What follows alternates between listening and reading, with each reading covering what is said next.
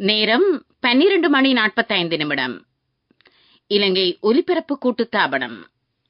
செய்திகள். செய்தி ஆசிரியர் MC நஜ்முதீன். வாசிப்பவர் வரதராணி. முதலில் தலைப்பு செய்திகள். இலங்கையின் உத்தியோகபூர்வ நிதி ஒதுக்கம் அதிகரிப்பு. அரசாங்கம் நடைமுறைப்படுத்தியிருக்கும் கொள்கை திட்டத்தினை தொடர்ந்து முன்னெடுக்காவிடத்து நாடு மீண்டும் நெருக்கடியை எதிர்கொள்ளும் என்கிறார் மத்திய வங்கியின் ஆளுநர். பராட்டை சட்டத்தை அமுல்படுத்துவது பிற்போடப்பட்டுள்ளது. கல்வித்துறையினை டிஜிட்டல் மயப்படுத்துவதற்கு சீனா ஒத்துழைப்பு. துபாயில் கைது செய்யப்பட்ட மோசடி குழுவின் தலைவர் உட்பட 3 நாட்டுக்கு அழைத்து வரப்பட்டுள்ளனர். பங்களாதேஷில் கடுமையான வெப்பம், 15 பேர் பலி. இனி விரிவான செய்திகள். இலங்கையின் கல்வித்துறையை டிஜிட்டல் மயப்படுத்தும் வேலை திட்டத்திற்கு சீன அரசாங்கம் ஒத்துழைப்பு வழங்க உள்ளது. கல்வித்துறையினை டிஜிட்டல் மயப்படுத்துவதற்காக முன்வைக்கப்பட்ட செயல் திட்டங்களுக்கு சீன அரசாங்கம் உடன்பாடு தெரிவித்து உள்ளது. குறித்த செயல் திட்டங்களின் ஊடாக சுகுறு வகுப்பறை, கேட்போர் கூடம் உள்ளிட்ட வசதிகளும் ஏற்படுத்தப்படும். இந்த செயல் திட்டங்களை முன்னெடுப்பதற்காக கல்வி அமைச்சர் தாக்கல் செய்த யோசனைக்கு அமைச்சரவை அனுமதி வழங்கியுள்ளது. துபாயில் கைது செய்யப்பட்டிருக்கும் மோசடி குழுவின் தலைவர் மன்னா ரமேஷ் எனப்படும் ரமேஷ் பிரியஜனக்க இன்று அதிகாலை இலங்கைக்கு அழைத்து வரப்பட்டுள்ளார். இதற்காக குற்றப்புலனாய்வு திணைக்களத்தின் விசேட போலீஸ் குழு துபாய்க்கு சென்றிருந்தது. பிடிவராந்து பிறப்பிக்கப்பட்டிருந்த குறித்த சந்தேக நபரை துபாய் போலீசார் கைது செய்தனர்.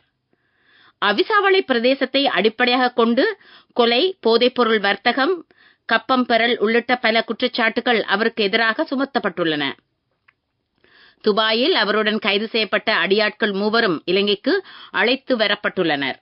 இதேவேளை உயிரிழந்த மாக்கந்துரே மதுஷின் மோசடி குழுவை வழிநடத்தும் மாக்குள சுத்தா என அழைக்கப்படும் தமித் அத்தநாயக்க போதைப் பொருளுடன் கைது செய்யப்பட்டுள்ளார். போலீஸ் விசேட அதிரடிப்படையினர் இவரை கைது செய்தனர். இலங்கையின் உத்தியோகபூர்வ நிதி ஒதுக்கம் மேலும் அதிகரித்திருக்கிறது. கடந்த மாதம் நிறைவடையும் போது 5.43 பில்லியன் ஒதுக்கம் காணப்பட்டது. இது கடந்த மாதத்திற்கு முந்தைய மாதத்துடன் ஒப்பிடும் போது 9.6% அதிகரிப்பாகும். அரசாங்கமும் மத்திய வங்கியும் நடைமுறைப்படுத்தியிருக்கும் கொள்கை திட்டத்தினை தொடர்ந்து முன்னெடுத்து செல்லாவிடத்து நாடு மீண்டும் நெருக்கடியை எதிர்கொள்ளும் என்று மத்திய வங்கியின் ஆளுநர் கலாநிதி நந்தலால் வீரசிங்க தெரிவித்துள்ளார். நீங்கள் கேட்டுக்கொண்டிருப்பது இலங்கை ஒலிபரப்பு கூட்டுத்தாபனத்தின் செய்திகள்.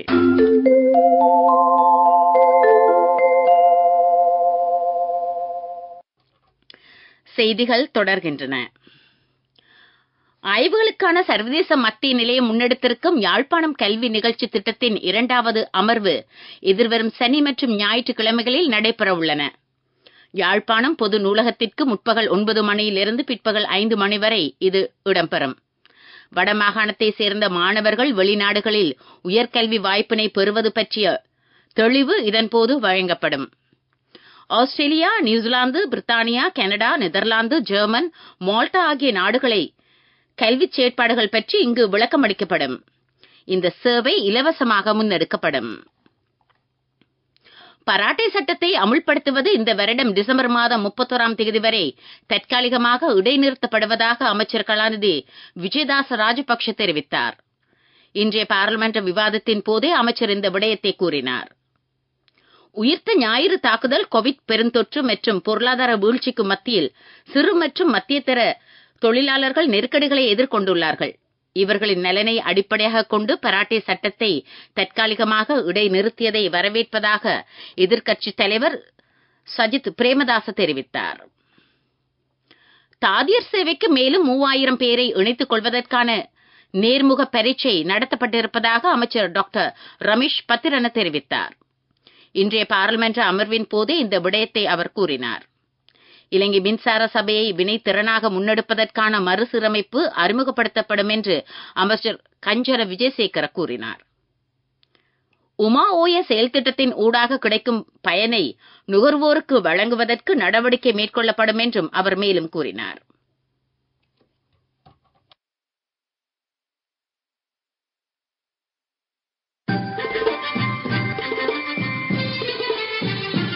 பிரதான செய்தி வழங்குவோர் ஒவ்வொரு வீட்டிலும் இருக்க வேண்டிய வீட்டு வைத்தியர் சித்தாலேப.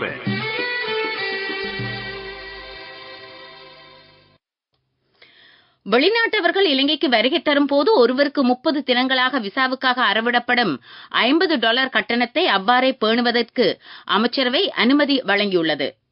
இதேவேளை China, India, Russia, Japan, Malaysia, Thailand, Indonesia ஆகிய 7 நாடுகளுக்கும் இதுவரை இலவசமாக விநியோகிக்கப்பட்ட விசா சேவை அவ்வாறே தொடர்ந்தும் நடைமுறைப்படுத்தப்படும்.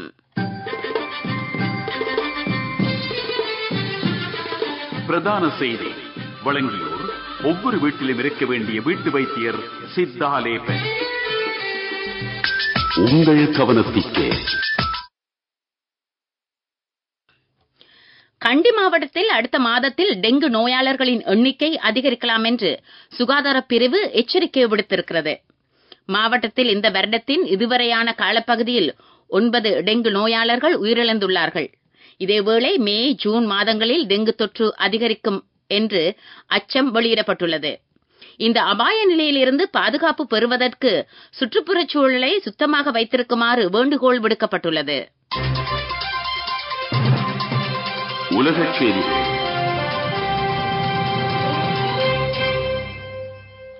அமெரிக்க மற்றும் பிரித்தானிய ராஜதந்திரிகளுக்கும் இராணுவ பிரதானிகளுக்கும் தடை விதிப்பதற்கு ஈரான் தீர்மானித்திருக்கிறது. காசாவில் மேற்கொள்ளும் தாக்குதல்களுக்கு எதிர்ப்பு தெரிவிக்கும் வகையிலேயே இந்த தடை விதிக்கப்பட உள்ளது. அமெரிக்க அரசு அதிகாரிகள் 7 பேருக்கு தடை விதிக்கப்படும். இதேவேளை பிரித்தானிய அதிகாரிகள் சிலருக்கும் தடை விதிக்கப்பட உள்ளன. பங்களாதேஷில் கடுமையான வெப்பம் நிலவுகிறது.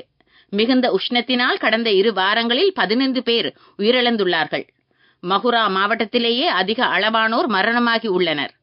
மிகுந்த உஷ்ணம் காரணமாக பாடசாலைகள் உட்பட கல்வி நிறுவனங்களுக்கு விடுமுறை அளிக்கப்பட்டுள்ளது. முற்பகல் 10 மணியிலிருந்து பிற்பகல் 4 மணி வரை கடுமையான வெப்பம் நிலவுவதாக அதிகாரிகள் தெரிவித்துள்ளார்கள். அபிவிருத்தி செய்திகள்.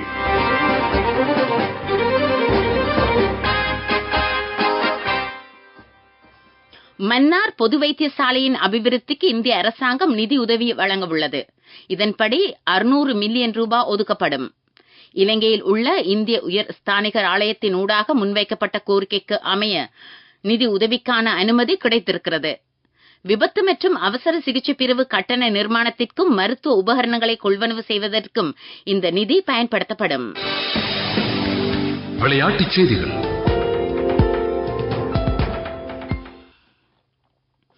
சுற்றுலா ஆப்கானிஸ்தான் ஏ கிரிக்கெட் அணிக்கும் இலங்கை ஏ அணிக்கும் இடையிலான 5வது உத்தியோகபற்ற ஒருநாள் சர்வதேச கிரிக்கெட் போட்டி தற்போது நடைபெற்றுக் கொண்டிருக்கிறது. ஹம்பாந்தோட்டையில் போட்டி இடம்பெறுகிறது.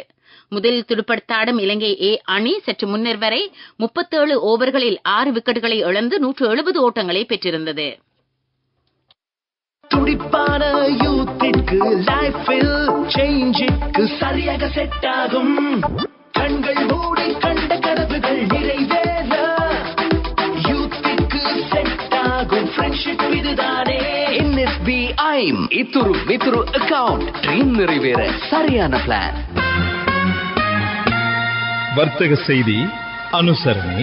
தேசிய சேமிப்பு வங்கி உங்கள் பணத்திற்கு பாதுகாப்பான இடம்.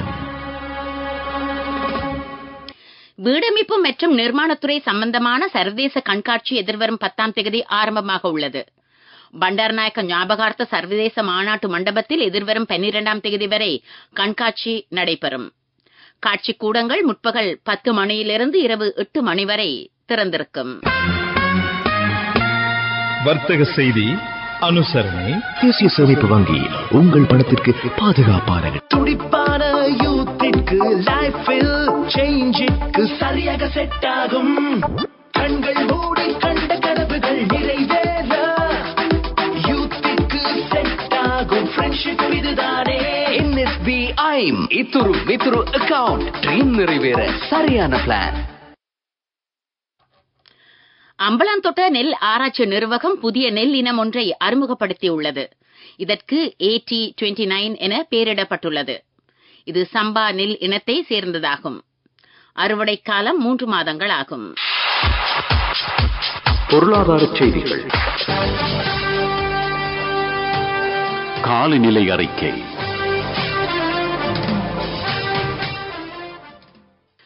நாட்டின் பல்வேறு பகுதிகளிலும் மனித உடலுக்கு உணரக்கூடிய வகையிலான உயர்ந்தபட்ச வெப்பநிலை பற்றிய எச்சரிக்கை அறிவித்தல் விடுக்கப்பட்டுள்ளது.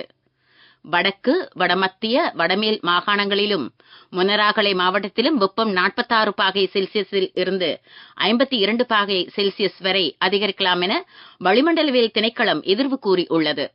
இதேவேளை நாட்டின் பல்வேறு பகுதிகளிலும் நாளை தொடக்கம் மழையுடன் கூடிய வானிலை அதிகரிக்கும் என்று திணைக்களம் விடுத்திருக்கும் அறிக்கையில் குறிப்பிடப்பட்டுள்ளது. கேட்டது காலநிலை அறிக்கை. மீண்டும் தலைப்புச் செய்திகள். இலங்கையின் உத்தியோகபூர்வ நிதி ஒதுக்கம் அதிகரிப்பு. அரசாங்கமும் நடைமுறைப்படுத்தியிருக்கும் கொள்கை திட்டத்தினை தொடர்ந்து முன்னெடுக்காவிடத்து நாடு மீண்டும் நெருக்கடியை எதிர்கொள்ளும் என்கிறார் மத்திய வங்கியின் ஆளுநர். பராட்டை சட்டத்தை அமுல்படுத்துவது பிற்போடப்பட்டுள்ளது. கல்வித்துறையினை டிஜிட்டல் மயப்படுத்துவதற்கு சீனா ஒத்துழைப்பு. துபாயில் கைது செய்யப்பட்ட மோசடி குழுவின் தலைவர் உட்பட 3 நாட்டுக்கு அழைத்து வரப்பட்டுள்ளனர். பங்களாதேஷில் கடுமையான வெப்பம், 15 பேர் பலி. இத்துடன் எமது செய்திகள் நிறைவு பெற்றன. எமது அடுத்த பிரதான செய்தி அறிக்கை மாலை 6 மணிக்கு ஒலிபரப்பாகும்.